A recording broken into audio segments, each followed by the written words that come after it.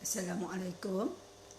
Hai, saya Suryati dari Suryati Homeopati, berpengalaman lebih 20 tahun dalam bantu merawat penyakit, memfokus kepada keseimbangan tubuh badan yang tidak seimbang. Jadi apabila badan kita tidak seimbang akan mewujudkan berbagai jenis penyakit. Hari ini saya nak kongsi. Okey, kenapa kita tak boleh tidur? Kan? Jadi kenapa kita tak boleh tidur? Banyak punca-punca dia. Kalau saya tengok dari pengalaman saya ini, daripada pengalaman saya sendirilah. Sebab bagi kami kesembuhan tu adalah milik Allah. Jadi kami tidak pernah menjanjikan apa-apa kesembuhan, kan? Jadi yang penting bagaimana kita mengenal pasti kenapa kita tak boleh tidur. Kan? Punca dia selalunya kalau orang tak boleh tidur ni lah, kan.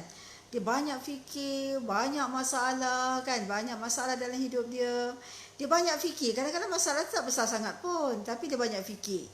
Lepas tu kadang-kadang disebabkan oleh kecederaan lama dia. Kecederaan lama dia jatuh, lepas tu dia pernah aksiden atau pernah terantuk, kan. Yang tu lah, kalau itu daripada pengalaman saya lah, selalu saya akan tanya cerita-cerita di sebalik dia tak boleh tidur, berapa lama dia tak boleh tidur, kan. Lepas tu kadang-kadang pengambilan air kosong yang kurang. Maksudnya bukan air kosong tu, kalau apa yang kita faham, air kosong tu lah air yang berbuah ais, kan. Tak, sebenarnya air masak, ataupun orang kata air putih, ada juga kata, kalau ada orang selatan kata, ataupun orang-orang Jawa kata air jarang, maksudnya air mineral. Jadi air-air yang kosong selalunya orang kurang lah. Kalau saya akan kata air kosong sebab plain water, kan. Okey. Kadang-kadang orang yang kadang-kadang habit makanan dia suka-suka pedas. Jadi bila perut dia berangin, dia rasa tak boleh tidur, dia rasa macam tak selesa. Kadang-kadang dia rasa macam perut dia macam tak senang, kan. Lepas tu rasa perut yang tak okey. Lepas tu yang paling yang dia orang rasa macam sangat-sangat rasa yang tak boleh tidur ni, bila dia terjaga je, dia rasa jantung dia laju, berdebar-debar. Dia rasa tu macam tak karuan, dia jadi macam takut, macam-macam lah, kan. Jadi jadi selalunya tak boleh tidur ni, pertamanya saya tengok kita tak faham kenapa, berapa lama kita perlu tidur, kan. Sebab tu kita kena tidur, berapa lama kita perlu tidur ni kita tak faham. Kita difahamkan bahawa kita kena tidur 8 jam sehari. Yang ni saya dah tengok, kan. Kalau kita baca dalam Quran pun. Sebab tu saya memenitik beratkan kenapa sembuhan tu milik Allah. Jadi kita kena berhubung dengan Allah. Allah kata orang yang kurang tidur, orang yang Allah suka ni, orang yang sangat sedikit tidur, kan. Sangat sedikit tidur. Orang yang memang banyak berzikir kepada Allah, orang yang banyak mohon keampunan kepada Allah, yang itulah yang jiwa dia akan tenang, jiwa dia akan tidak resah, kan. Jadi selalunya selalu kita tidur, kita selalu terjaga. Selalunya pesakit saya kata, dia kata dia terjaga daripada tidur, dia akan tidur, dia kata bila dia terjaga dia tak boleh tidur. Selalu dia akan tidur sekitar pukul 1, pukul 2. Kan, pukul 1, pukul 2 dia akan terjaga lah. Pukul 1, pukul 2 dia akan terjaga, dia tak boleh tidur. Lepas tu saya kata sebab apa? Selama ni kita akan rasa kita mesti tidur 8 jam. Tak, sebenarnya kita tak perlu. Kalau kita tengok yang paling terdekat lah, Zakir Naik pun, kan. Apa yang kita baca, saya tengok, kan, apa yang saya baca daripada diri dia, kan.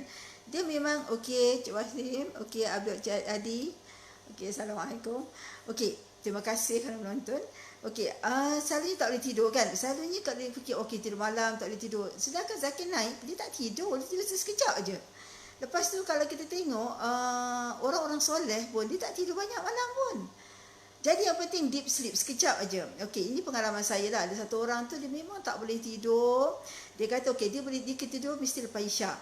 Lepas Isyak bermakna dia tidur, dia kata dalam pukul 9. Pukul 9 sampai pukul 1 akan terjaga. Bermaksud, tapi dia tidur betul-betul tidur. 9, 10, 11, 12, pukul 1. Bermakna dalam 4 jam dia tidur. Kita tidur 4 jam, bagi saya dah cukup dah. Kan, tidur 4 jam. Sebab orang soleh ni, yang saya tengok apa yang saya baca, wallahualam lah, rata-rata mereka tidur 2 hingga 4 jam sehari. Kan, yang tu cukup lah bagi saya. Tapi bila kita tak boleh tidur, kita panik. Kenapa aku tak boleh tidur? Asal lagi aku tak sihat, asal lagi aku macam ni. Sebenarnya Allah ni, dia memilih kita tak boleh tidur ni sebab Allah sayang kat kita. Allah sayang kat kita, Allah suruh kita bangun, Allah suruh kita solat, Allah suruh kita zikir. Kan, kalau kita tengok, okey, dari pengalaman saya lah. Dulu bila saya tahap awal saya bagi tahu kat pesakit saya macam ni, saya dituduh saya membawa ajaran yang sesat. 20 tahun dululah. Dia kata saya ajaran sesat, dia suruh zikir, suruh apa, ikut tarikat mana-mana entah. Dia kata macam tu lah. Tapi sebenarnya, okey, saya tengok, okey, kalau tak boleh tidur, apa yang kita perlu buat? Kita nak resah, kita nak bangun. Kita rasa macam tak boleh tidur, kita akan pening kepala, kita akan fikir. Kenapa fikir dan fikir itu kita tukar kepada kita ingat Allah, bangun ambil uduk, baca Quran. Kalau kita zikir sekalipun, katalah kita malas nak bangun, kita tak larat nak bangun, kita istighfar. Istighfar, kalau astagfirullah itu pun, kalau kita buat 1000 kali, sedangkan imam besar, ulama-ulama besar pun, dia istighfar satu hari tak kurang 1000 kali. Kan? Kalau astagfirullah itu pun dia ambil masa antara 20 minit hingga setengah jam. Kan? Katalah yang cepat pun 20 minit kan. Kalau kita baru kita satu zikir, kan? Kalau itu baru astagfirullah, kalau kita ya Allah kita mengadu ke Allah. Kita boleh buat apa? Kita tak boleh buat apa. Okey, saya ada satu kes di mana seorang tu tak boleh tidur. Dia kata dah berhari-hari tak boleh tidur. Saya kata kenapa cik? Saya ingat lagi dia datang betul-betul sebaik lepas raya.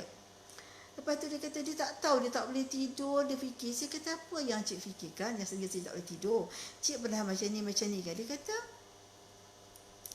masalah saya sangat besar. Saya kata apa masalah yang besar? Dia kata dia perlukan 2 juta dalam masa 2 minggu.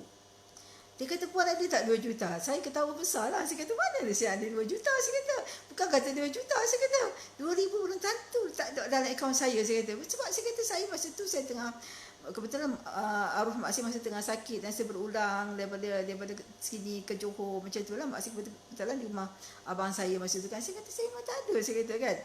Lepas tu saya kata macam ni lah, saya kata cik nak minta kat siapa, saya kata kan. Saya kata cik kena minta lah dengan Allah. Dia kata saya dah sembahyang hajat, dia kata saya yang malam masih juga tak selesai. Di 2 minggu lagi kau tak habislah bisnes saya. Saya kata cik tak fokus dengan apa yang cik buat.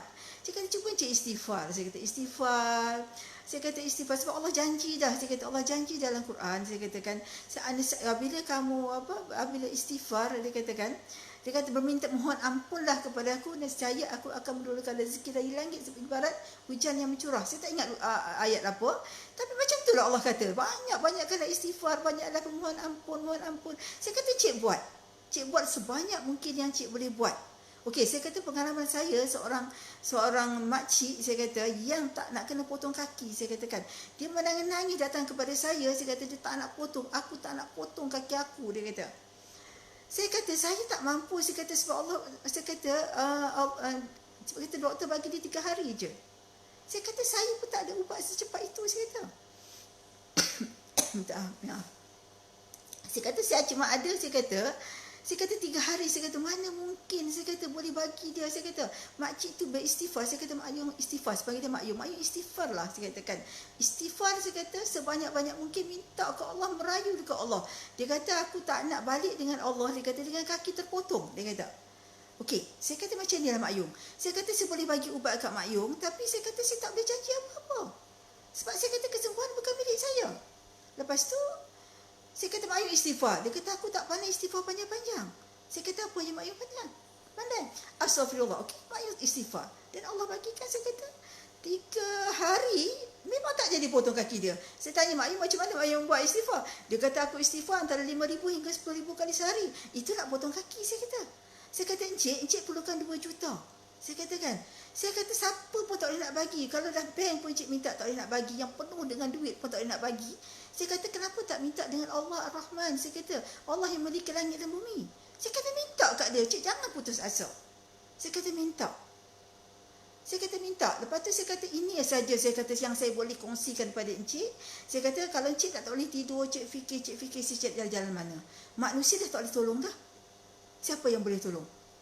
Dan alhamdulillah, dia datang kat saya selepas 2 minggu. Dia kata selepas dia buat istighfar kerap, dia munajat ke Allah, dia kata sepanjang dia tak boleh tidur, dia solat, dia baca Quran, dia minta pada Allah untuk selesai. Yang penting saya kata niat bersedia encik itu, encik apa yang encik niat ni adalah niat benar untuk membantu orang. Saya katakan.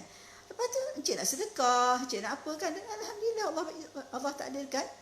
Dia kata ada satu klien dia daripada Canada, dia kata masukkan duit, dia kata minta order barang, dia kata 2 juta cash.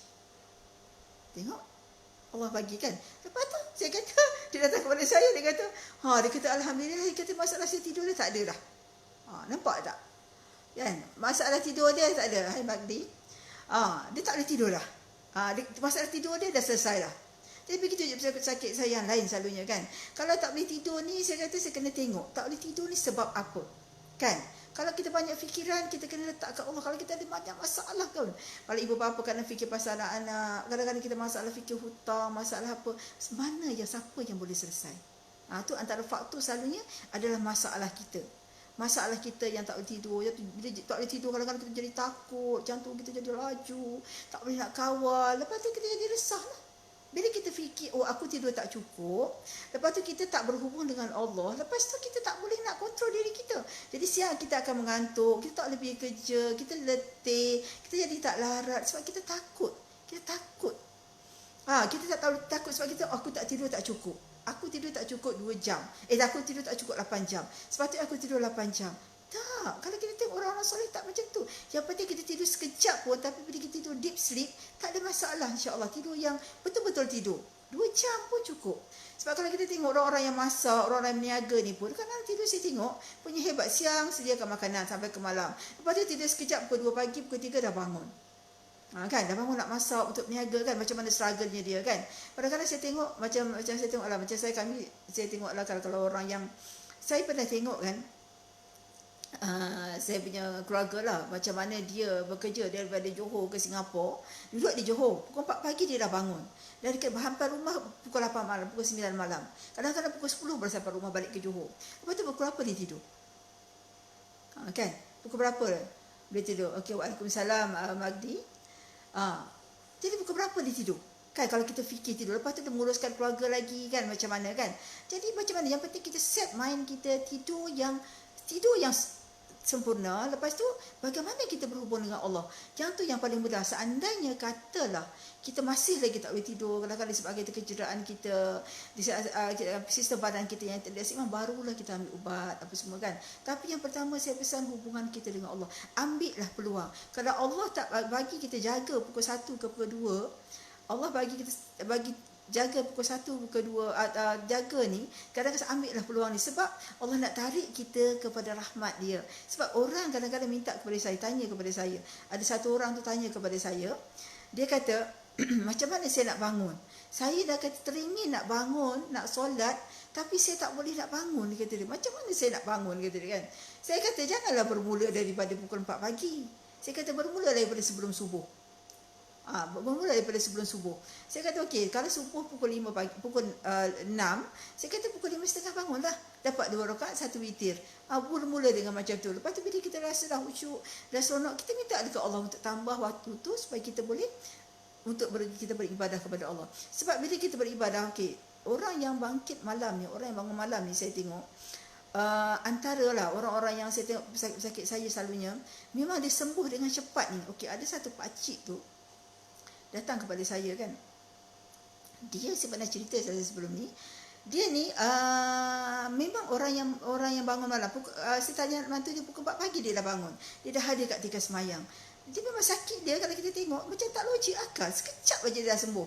Dia datang kat saya, sedangkan dia sakit dia tu memang agak teruk lah. Saya pun rasa, saya kata pakcik, saya pun tak janji apa-apa tu pakcik. Dia kata dia cuba, sebab kita ikhtiar. Dan Allah tak adilkan, lepas sebulan dia datang nasihat. Lepas tu bila saya tanya, dia memang orang yang memang bangun malam, orang yang memang berhadapan dengan Allah, dan memang dia tak ada masalah dia tak tidur pun, dia kata dia bangun, dia memang mengaji, dia fokus, dan memang dia sihat. Jadi sebab masalahnya, selalunya kita tak tahu tidur tu sebenarnya adalah berapa jam. Sebenarnya penting kualiti tidur yang berkualiti itu adalah lebih baik kan. Tidur yang kualiti itu sebenarnya adalah, yang penting adalah tidur kita yang kualiti, tak kira berapa lama pun, yang penting hubungan kita dengan Allah, dan kita tahu, kita sedar bahawa apa yang kita kena buat, dan sebenarnya tidur ni memang untuk kesihatan kita. Jadi kalau kita orang-orang soleh, kita tidur memang tak banyak pun, dan Allah sebut dalam Quran pun, kita tak perlu tidur yang banyak, orang yang sedikit tidur kan. Okey, jadi sebenarnya kalau yang penting kita faham, dan kalau seandainya tak boleh, baru ambil ubat, ambil rawatan, insya-Allah Dan yang penting ada yang tidur seterusnya pun ada, yang tidur terus pun ada juga sebenarnya. Tapi kalau ikut saya naik pun saya tengok dia tak tidur sangat pun. Kalau tak salah saya nak Umar pun tak tidur. Yang tu saya baca lah. Kalau saya silap saya minta maaf lah kan atas fakta-fakta ni. Okey. Jadi itulah yang saya boleh kongsikan hari ini, dan saya minta maaf anda yang saya tidak benar. Dan yang penting apa yang kita buat tu kita kena jelaskan Allah. Kita kena banyak doa kepada Allah untuk apa yang ni, dan kita kena yakin apa yang Allah kata tu macam mana. Selalunya kita silap atas kesilapan kita, saya minta maaf atas kesilapan saya. Dan minum air cukup tak Ramadan ni, kan yang penting air cukup, dan mudah-mudahan kita sihat, kita rasa segar kan. Saya doakan semoga anda semua sihat, bahagia, dan Allah sentiasa berada dalam redha dan rahmat Allah. Okay, jadi seandainya video ini, apa yang saya cakap ini ada kebaikan, minta tolong share.